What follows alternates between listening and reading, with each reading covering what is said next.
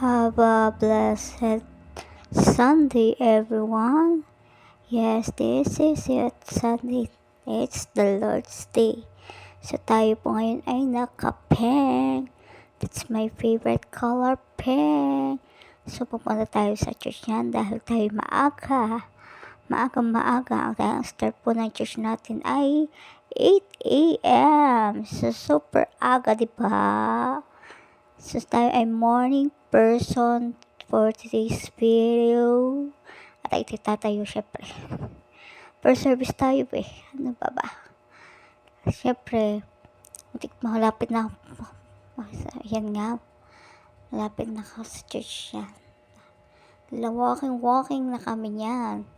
Naglalakad na sa papuntang church yan. Bilis na lang ang lakad dahil baka tayo ay malate. Mahirap malate, bawal malate. Pagdating sa Lord, bawal malate. So tayo na ay tatayo. Kasama ko niyan yung asawa ng pinsan ko, syempre. So, ayan, walking. Ayan, lalakad na kami niyan. Lalakad na. Wala tayo ibang ginawa kundi mo lumakad hanggang makarating syempre sa church malamang. Anong gusto niyo? Hanggang sa hindi makarating, diba? Syempre, makarating tayo doon sa church. Syempre. Sa mga oras na yan, naglalakad lang kami. Papasok, super init niyan ha. Pero magandang araw. Tayo ay magsasan. Vitamins yan. Hindi joke lang. Vitamins yan. So yan, malapit na kami sa church. Yan. Lakad. So yan, malapit na kami. Pakakating na kami. Ang init nga lang ng time na yan, syempre. Init na suot ko Yeah. Hinihingal pa ako dyan, Hinihingal pa. Ayan, so yan, nasa loob na kami ng church. Papasok na ako ng church. Ayan. At sila, malapit na, prepare na sila niya. Ayan, tayo sa pwesto. Ayan, diba, tatayo tayo. Kaya kailangan, yan, tapos na yung first service, second service ng time na yan. So, ang mga bata dyan ay nag-iingay na, naglalaro na, dahil kakatapos lang natin magturo sa kanila. Siyempre, mga batang mababait, mga maliliit, mga 9 pababa ang active tinuruan. So, ayan, naglalaro na sila dyan. Puro saway ang ginagawa ng iba. Kasi lumalabas sila, lumalabas. Super init. O, diba? Baka lumalabas. Kaya, kasi nakakabenta ako dyan, diba? Nakakabenta ako ng Milo Champ Bites, ang pinakamabenta sa lahat. So, ayan si Faith. Nagkaano siya. Pinapatay niya yung mga bata. Diba? Hingal na yan, pagod yan. Kakahabol sa mga bata, kakapantay, baka makawala. Diba? Sa lupa naman ng mga guardians nila. Dahil second service nga ng time na yan. Yan. Diba, wala nang magawa dyan kasi ako nakasaupo lang. Kaupo lang ako, Wala akong magawa. Ano bang gagawin natin dyan? So, nga pala, yung bago pala manad dyan is 2 days ang video na to. So, ayan nga, nung time na yan, ay nasa bahay na ako, kakauwi ko lang ng time na yan, mga At pagluluto ako ng ulam. Food lang, inulam po dyan, wala kang ulam. Ito na may frozen, diba? Yun lang muna inulam ko, dahil baka prito lang, diba? Sarap niyan. Pero, syempre, hindi naman lagi kailangan ng footlong kasi masama din sa health yan, Kaya minsan lang dapat kumain yan, hindi lagi-lagi. And syempre, dapat bago iprito, ipakuluan yan, Pakuluan yan, Pakuluan. At sa mga oras na yan nga, meron nga dumating na parcel. Yan, samahan nyo rin ako mag-unbox din ng parcel na yan. Actually, yung nag-deliver niyan, mabait yung delivery rider time na yun kasi kilala niya na ako, te. Kilala niya na ako. Siya ang kumuha ng aking parcel nung nagkaroon ng maling items sa akin. So, ayan nga, magkaan tayo. Si mother, yan. Hi, mother. Yan. Pagkaan tayo. Kilala kasi ako ng delivery rider. Kinakausap ko ng delivery rider ng time na yan, ano? Kasi kilala niya na ako. Ayan si Sel. Hi, Sel. Ang soon-to-be misis ng aking kapatid. Ang aking kapatid ni brother. So, ayan, magpa-parcel tayo.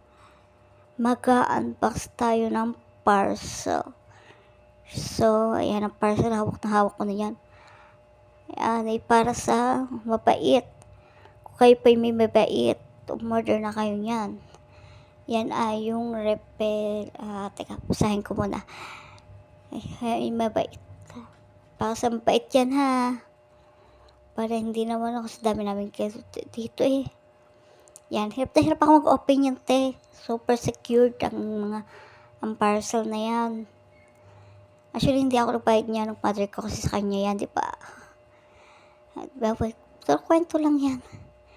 Wait lang. Hindi ko mabuksan eh.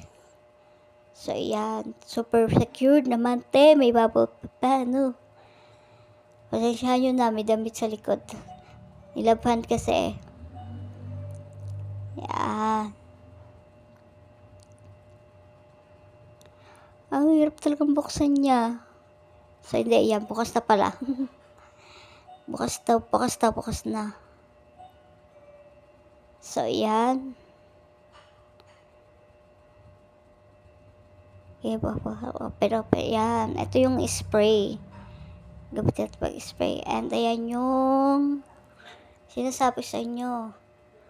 Mars rodent repellent. Para sa amin yung, para kung may mga alaga, may mga mabait, ay magkaano, diba? Para yung, ayan, nandito na ulit ako. Second day na to, te. Second gabi na. Ay pumunta ulit sa church at tayo ay magpapaawit. The song leader tayo dyan. Diba ang ganda ng ng basta paglubog ng araw, te. Yun na yun. So, punta tayo ng church na time na yan, naambon. Te, naambon. Super ambon. Naambon siya. Kahit naambon, pero kailangan natin pumunta ng church. Ate tayo ng wind gathering. So, pinano ko kayo na, in-invite ko kayo, syempre. Matin ng wind ng 7 p.m. Syempre, matin tayo ng wind. Dahil tayo ay naka-assign na magpaawit. And thank you, Lord. Praise God. Dahil sinamahan niya ako sa magpaawit sa gabing yan. O, diba? Sa time na yan, nauna pa ako. Wala pang job, pero may job na. So, diba? O, diba? Habang naghihintay tayo ng mga kasama, dahil wala pa nga yung mga a-attend. Pero, praise God, ang dami namin kagabi. Ang dami namin. At alam niyo ba, ako talaga nagpaawit kagabi. Kasama ko yung si Faith. Pumaya pa. Wala pa tao sa loob. Wala pa. Kaya nasa labas ako. So, ito na nga. Time na to. Nakikinig na ako. Yan, nagtuturo kasi si nagtuturo. Kaya makinig tayo ng preach niya. So, sabi nga niya, na lahat tayo may mga pagsubok sa buhay. Lahat tayo ay may plano ang Diyos sa buhay natin. Kaya tayo sinusubok ang buhay natin. Diba? Diba? Amen po ba? So, yan. Todo pakinig now. Wait lang. Nakikinig talaga ako diyan, te, nakikinig. Huwag kayong ano diyan, nakikinig. So, yun lang, bye-bye, tutis yan.